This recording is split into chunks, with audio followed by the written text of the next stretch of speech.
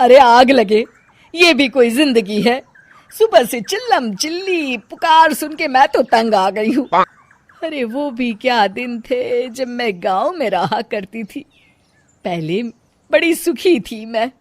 पहले मेरी जिंदगी क्या थी और अब क्या हो गई है। शहर में तो लोग भेड़ बकरी की तरह जीते हैं। जीने का असली मजा तो गांव में है। क्यों, क्या हुआ माँ जी? आज गांव की बहुत याद आ रही है आपको? अरे हाँ बहू, शहर का जीना भी कोई जीना है। लोगों की आधी जिंदगी तो सड़कों के ट्रैफिक में निकल जाती है और यहाँ रखा ही क्या है। एक बात कहूँ, दिल्ली शहर अब पहले जैसा नहीं रहा। क्या माँ, जब देखो गांव के गुणगान गाती रहती हो। ठीक है, इस बार ना बच्चों के कॉलेज की छुट्टियों में हम सब गांव चलेंगे, ठीक है?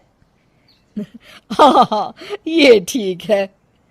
फिर कुछ दिनों के बाद सारा परिवार अपने गांव चला जाता है। अरे वाह,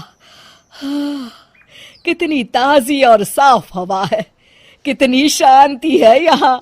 चल बहू, अब बढ़िया सा खाना बना दे, मजे से आंगन में बैठ के खाएंगे। सुशीला गांव का माहौल देख बड़ी खुश होती है। 2 दिन के बाद गांव की कुछ औरतें सुशीला के घर आती हैं। बड़े दिनों के बाद गांव आई है सुशीला।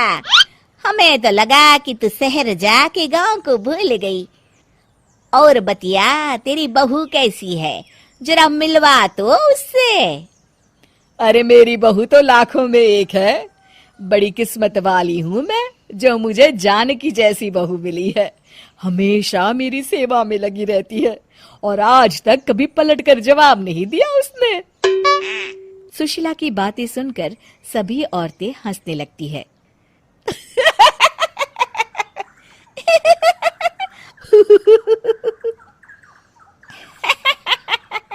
अरे कुछ भी बोले जा रही है। तबीयत तो ठीक है? तेरी बहू चांद से आई है क्या? क्यों बहनों, दुनिया की कोई भी बहू अच्छी होती है क्या? सब औरतें ममता की हाँ में हाँ मिलाती हैं। अरे मैं तो कहती हूँ दुनिया की हर बहू सास का खून चूसने वाली डायन होती है, डायन। मैं तो एक बिल में 1000 सांप के साथ रह सकती हूँ, लेकिन अपनी बहू के साथ नहीं रह सकती। हाँ, तूने सही कहा। मेरी बहू तो तेरी बहू से भी 2 कदम आगे है। सब औरतों की बातें सुनकर ममता मन ही मन बड़बड़ाती है। अरे ये गांव सुधर गया, लेकिन औरतें नहीं सुधरी। अगर थोड़ी देर और इनकी बेवकूफी भरी बातें सुनूंगी तो मैं सच में पागल हो जाऊंगी। फिर सुशीला उन औरतों को घर से दफा कर देती है और राहत की सांस लेती है। अरे बहू, जरा बाम लाके मेरे सर पर तो लगा दे। उन औरतों की फालतू बातें सुनकर मेरा सर चकरा गया है। इस गांव की औरतों का तो भगवान ही मालिक है। फिर अगले दिन सुशीला की सास उससे कहती है, अरे बहू, तू यहाँ क्या आराम फरमाने आई है? आखिर ये तेरा ससुराल है। चल चल, घर के कामों में हाथ बटा। शहर में कुछ काम धाम तो करती नहीं है। जरा अपने आप को तो देख, कितनी मोटी हो गई है। सारा दिन घर का काम करने के बाद शाम को सुशीला, हाय मेरी कमर, हाय मेरे पैरों ने तो जवाब दे दिया। आज तो मुझसे मक्खी भी न मारी जाएगी। अरे बहू, जरा आकर मेरे हाथ पैर तो दबा दे। जी माँ जी, अभी आती हूँ। तभी सुशीला की सास जानकी को रोकते हुए कहती है, अरे रुक जा बहू, एक दिन काम करके इसको इसकी नानी याद आ गई। हम लोग तो रोज इतना काम करते हैं, कोई जरूरत नहीं इसके हाथ पैर दबाने की। सुबह तक सब ठीक हो जाएगा। सुशीला अपनी सास की बातें सुनकर हैरान रह जाती है। इस तरह धीरे धीरे गांव आने के बाद सुशीला की परेशानी शुरू हो जाती है। फिर एक दिन, अरे आज तो मैं कपिल शर्मा देखूंगी क्योंकि आज संडे है।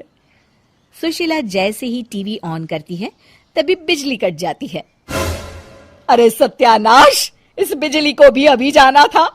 इतने दिनों से मैं टीवी सीरियल देख नहीं पाई। हमारा देश इतनी तरक्की कर रहा है, अरे पता नहीं ये गांव कब सुधरेगा। अरे अब तो 2 दिनों के लिए बिजली को भूल जा, ये तो यहाँ रोज की बात है। अब इस अंधेरे में रहने की आदत डाल ले। हाँ। हे भगवान, अब क्या होगा?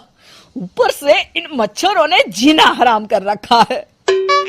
दूसरी तरफ घर के काम कर करके और बिना किसी सुविधा के सुशीला तंग आ जाती है और उसे शहरी जीवन याद आने लगता है। क्यों माँ, मजा आ रहा है ना? अरे आपने ऐसी सूरत क्यों बना रखी है? मुस्कुराइए, अब हम गांव में हैं।